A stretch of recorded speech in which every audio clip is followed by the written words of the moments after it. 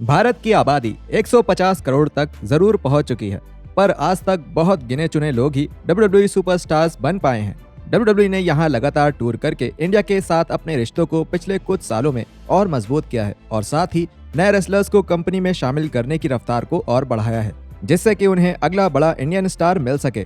WWE में अभी कई ऐसे परफॉर्मर्स हैं जो या तो सीधा इंडिया से आते हैं या फिर भारतीय मूल के हैं, और हमने पहले भी कई इंडियन स्टार्स को WWE में वर्ल्ड टाइटल्स जीतकर और हॉल ऑफ फेम में शामिल होकर ऊंचाइयों पर पहुंचते देखा है। लेकिन उनमें से कौन सबसे अच्छी रैंक पे आते हैं? मैं हूं एडम पचीटी कल्टहॉलिक रेसलिंग से, और ये हैं 10 सबसे अच्छे इंडियन WWE सुपरस्टार्स। शुरू करते हैं।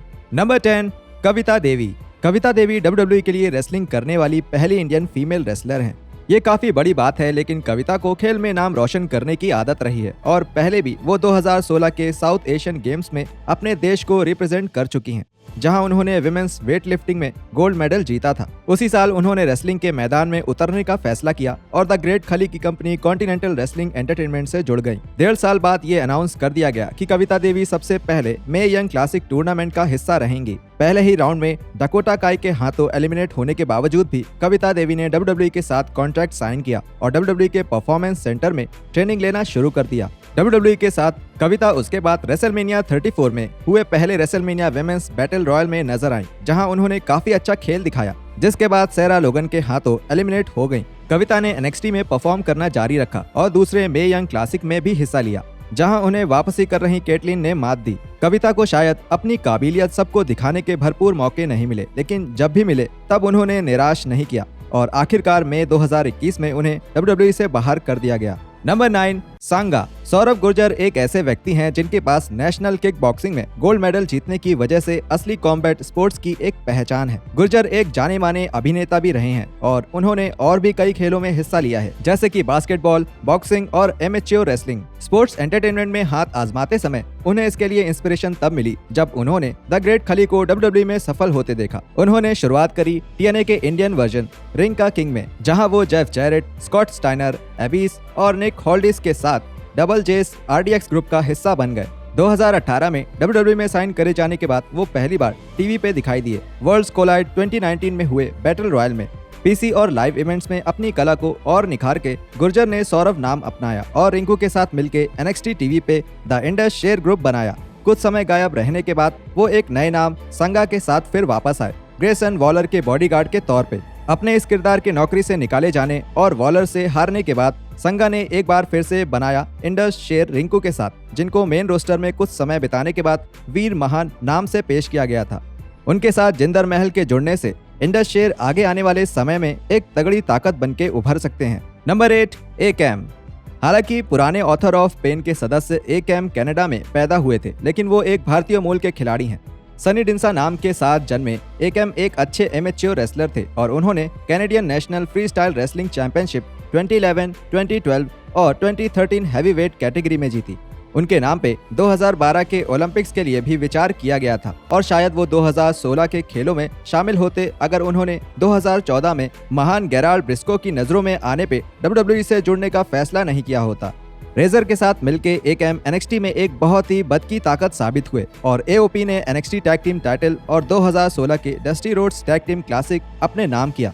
पुराने जमाने की ताकतवर टैग टीम्स पे नएपन का तगड़ा लगाए हुए ऑथर्स ऑफ पेन ब्लैक और गोल्ड ब्रांड पे बहुत तेजी से उभर के आए, जिसका उनको इनाम मिला और रेसलमेनिया 34 के बाद रॉ के एपिसोड में पहली बार उनको WWE मेन रोस्टर में शामिल किया गया। उन्होंने WWE raw tag team title एक बार जीता, लेकिन चैंपियन के तौर पे उनका समय काफी कम था, जिसका कारण थी चोट और बेकार क्रिएटिव आइडिया। AOP को WWE ने सितंबर 2020 में बाहर कर दिया, पर इसमें कोई दो राय नहीं है कि ACAM और रेजर की जोड़ी को आगे फिर से वापस ले आया जाए।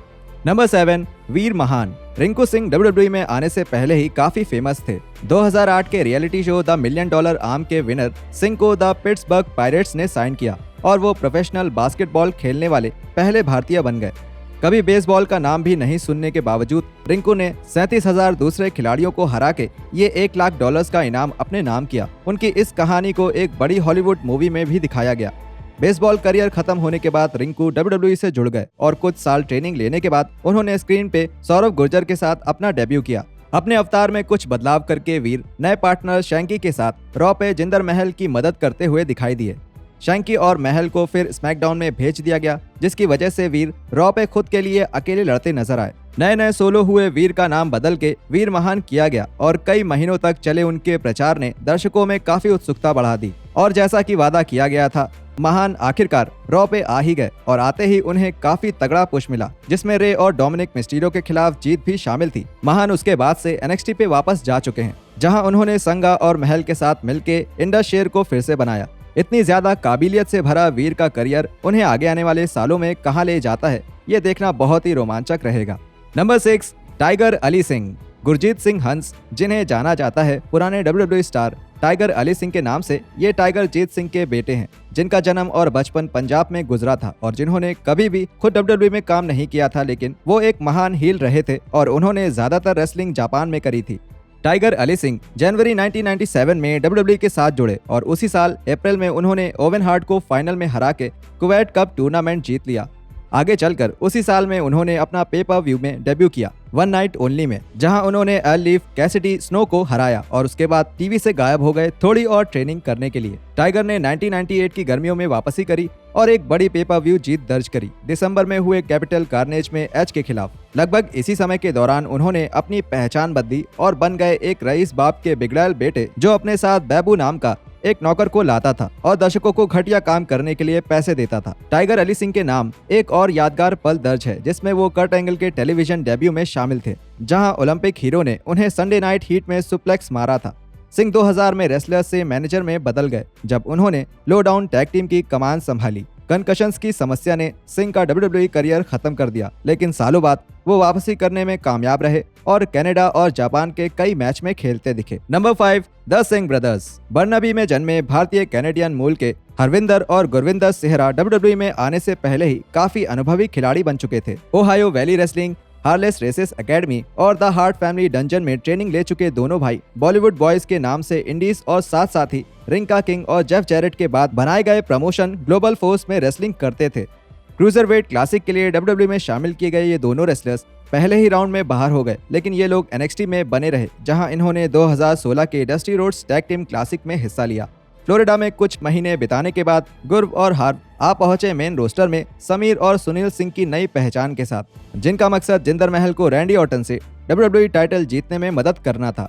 महल के चैंपियन बने रहने के दौरान सिंह ब्रदर्स हमेशा तैयार रहते थे, फिर चाहे बात रुकावट डालने की हो या जरूरत पड़ने पर मार खाने की, और इस तरह से वो जिंदर के किरदार का एक अहम हिस्सा बन गए। जब वो समय खत्म हुआ तब समीर और सुनील को रॉ में भेज दिया गया, जहां वो ज्यादातर मेन इवेंट और 205 लाइव जैसे शो में लड़ते नजर आए। उन्हें जून 2021 में कंपनी से बाहर कर दिया गया, पर अगर वो कभी वापसी करते हैं तो वो WWE के लिए काफी कीमती साबित हो सकते हैं।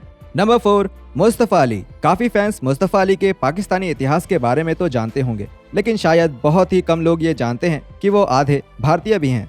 शिकागो में पले बढ़े आदिल आलम को उनके पाकिस्तानी पिता और उनकी मां, जो कि न्यू दिल्ली से थी, उन दोनों ने बड़ा किया। WWE ने उनके क्रूजरवेट क्लासिक में डेब्यू के दौरान उनकी भारतीय इतिहास को सबके सामने इसलिए नहीं रखा क्योंकि खुद मुस्तफा के मुताबिक WWE के पास पहले से बॉलीवुड बॉयज थे जो भारत को रिप्रेजेंट कर रहे थे। आलम ने अपने सपनों को पूरा करने के लिए करियर के शुरुआती 13 साल इंडिपेंडेंट सर्किट्स में लड़ते हुए बिताए, जिसके साथ साथ ही वो अपने परिवार को संभालने के लिए पुलिस ऑफिसर के तौर पे भी काम करते थे। क्रूजरवेट क्लासिक में आखिरी समय में किसी दूसरे खिलाड़ी की जगह लिए गए मुस्तफा अली बहुत जल्द ही एक परमानेंट खिलाड़ी बन गए और आगे चलकर अपने WWE करियर के पहले 2 सालों में वो क्रूजरवेट डिवीजन और 205 लाइव ब्रांड का एक बहुत ही अहम हिस्सा बन गए। उनकी परफॉर्मेंस ने उन्हें स्मैकडाउन में अपनी जगह बनाने में सफलता दिलाई, जहां उन्हें एक उम्मीद से भरे पुश के तहत डैनियल ब्रायन और रैंडी ऑर्टन जैसे बड़े बड़े स्टार्स के सामने खड़ा किया गया।